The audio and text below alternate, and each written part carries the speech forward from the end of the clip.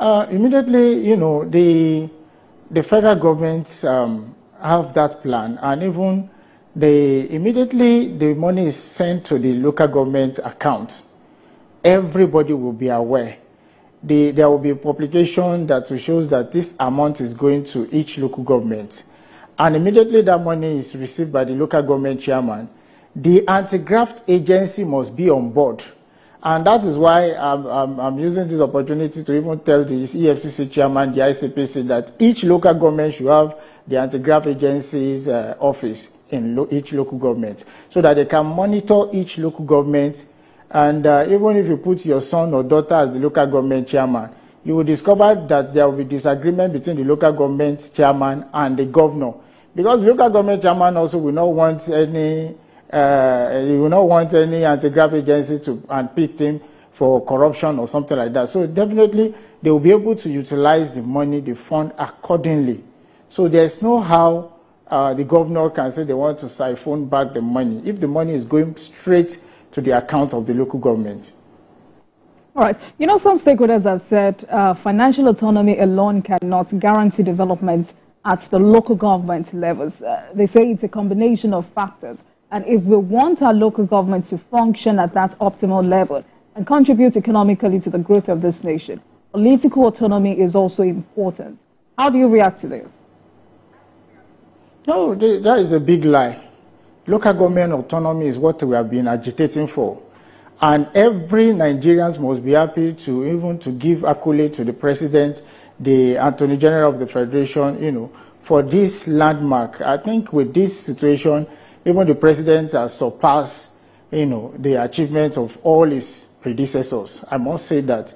Because financial autonomy will definitely help the grassroots, whereby the local governments will be able to create jobs, they'll be able to, execute infrastructures, they'll be able to do, even to at least to reduce security challenges to at least to a minimum level.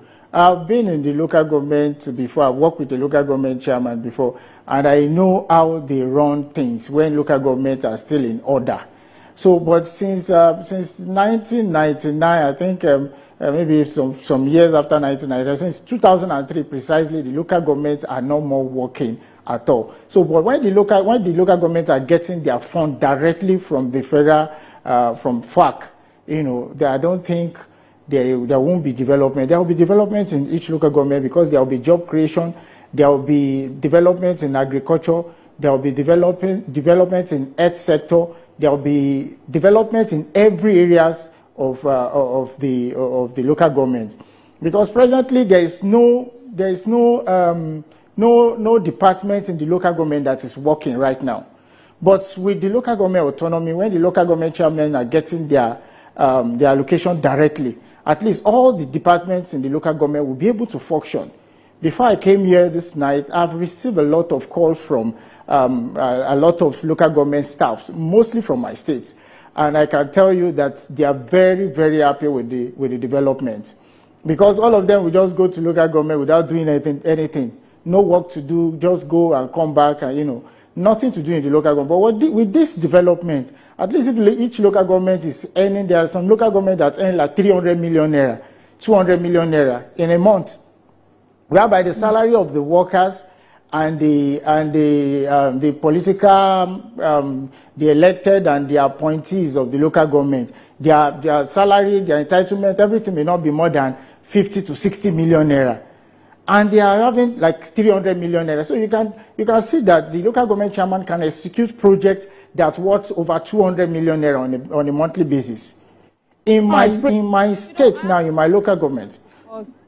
Prince, I asked that question because in trying to understand their own point of view, they're saying the crux of the matter is not only where the money goes to, but also the legitimacy of the mandate of the person to whom the money goes to. In a situation such as ours, where local government elections are won by ruling parties and supervised by governors, some local government chairmen do not even understand the mandates and the functions of the office they occupy because they were handpicked by some governors. Would any local government chairman really have the effrontery to deprive his governor of this fund? Well, if just like I said earlier before, that if the anti-graft agency are on board, your name as the local government has been registered that you are the local government chairman. So if 200 million naira, 300 million naira is allocated to your local government this month, you must be able to account for it. And I must tell you, if they are legitimately elected and with the function of the, with the local government autonomy, definitely the local government chairman must have passed the budget of his or her local government in a year. So there is no how the anti-graft agency will not be on board to monitor the expenses of the local government, the expenditure of the local government. And there is no how if the local government, the governor wants to, want to use his power on the local government. And that's why you see most governors now, the predecessor and the successor, they always fight, mainly because of maybe financial issues. So the sitting chairman will not want his or her name to be tarnished or to be in the bad book of the EFCC or the ICPC. So definitely he or she will not stand to dance to the tunes of the governor that even installed him. And the governor will not be able to remove him until the expiration of his tenure. So, and there is no immunity for local government chairman. If the local government chairman is not performing, the entire citizen of that local government will definitely fight him out. So right. That's the benefit of the local government autonomy. Internal control. Prince, you're saying with internal and external control mechanisms, accountability should not be a problem. At all, it won't be a problem at all.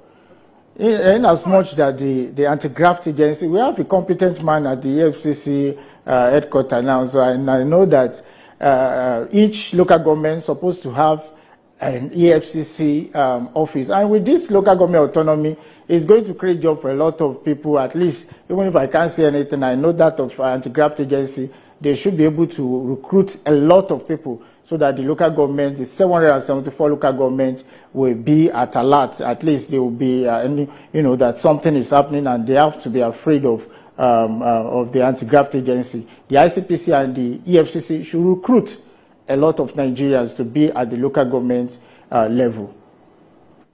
All right. So Senator Sunday Karimi, that's an APC senator from Kogi West, who's also the chairman of the Senate Services Committee, has stated that the National Assembly plans to shift the responsibility of managing elections at the local council level from state electoral bodies to the Independent National Electoral Commission, that's INEC, in the near future. For you, is this what we need to ensure transparency and credibility of local government elections? Exactly, he has said it all. And firstly, I must give thanks and accolade to the former Speaker of the House of Representatives, Right Honorable Femi Gbajabiamila, and the former Senate President, Senator Ahmed Lawan. They really tried to make sure that this local government autonomy we are talking about come to reality during the 9th Assembly. I can remember vividly in 2022, the former Speaker, right now the Chief of Staff of the President, and the the former Senate President, they do all they could to make sure that this local government autonomy came to pass. But I think, let me say it categorically, that the governors frustrated it because it was on the newspaper, it was on the, they tried to lobby the governors because there's no how they can, perfected the local government's autonomy without the input of the governors, the 36 governors and the FCT and the Federal Capital Territory. So there's no how they can do. At least 2/3 of the governors must assent to it. I think that's why they look at it that it's difficult from the parliamentary level. That's why the judiciary take it up, and which is commendable. So Senator Karimi has said it all, and that's the best thing, and I believe it will work out. So if the INEC is conducting election, I think there will be clear transparency, in the sense that even competent people, permanent secretary, directors of agency will just, maybe after their retirement, they will just love to even contest for local government election, because they will know that there will be credibility of the election, and the local government autonomy will help them to at least to actualize their aims and objectives. Because right now, there is no reasonable person, at least you cannot see somebody that is very competent or maybe that is of high rank saying that he or she wants to, go for caretaker position. But the local government autonomy now will enable even retired permanent secretary to go out there to contest for local government elections. So when the INEC starts to conduct the election, there will be credibility, because as a governor in a particular party, he may not even have up to 2/3 of the local government chairman if the INEC is conducting the election. So, and by doing so, but wouldn't by doing that, you discovered. Wouldn't that be too much responsibility on INEC? Because, I mean, I put forward my earlier question because just today, APC Rivers Caretaker Committee Chairman was on camera confessing to single-handedly writing Rivers LG polls result in his own office when he was Rotimi Amechi's chief of staff. And in this same Rivers, one of the legal caretaker committee chairmen is boasting that the revenue of council from the federal allocation would come to him